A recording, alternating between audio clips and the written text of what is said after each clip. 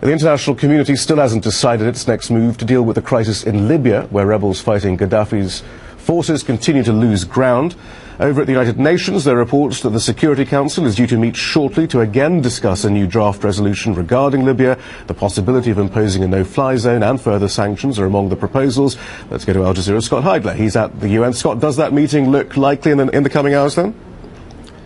Shihab, yeah, we're expecting it to happen within the hour. At 19 GMT is when this next round of consultations at the United Nations Security Council should take place. Now, what we're hearing is that a draft resolution or pieces of a draft resolution will be discussed in this meeting. This is based on Monday's initial discussion of the no-fly zone, a potential no-fly zone resolution Monday by the Security Council. This is the next step, if you will. Now, what we're probably going to see is hammering out of language. There was a lot of discussions. There were a lot of questions at the end of the day yesterday, Monday, out of those discussions of potential sanctions and no-fly zone. Today we're hearing the wording is going to be kind of divided into two parts within this resolution, the no-fly zone part and then tougher sanctions against the Gaddafi regime.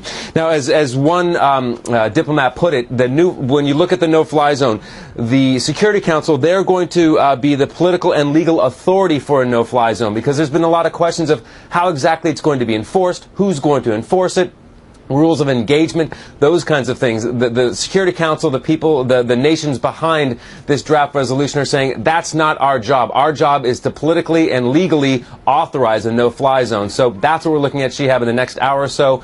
Another round of discussions about this. Hopefully we'll get a draft resolution by the end of the day, and then further down the line we'll have a vote, formalized a vote just after we have the draft resolution approved. So we're still a couple of steps away, but right now we're looking at the next step within the next 45 minutes. Thank you, Scott Heidler in New York. Let's get an update now on events inside Libya now.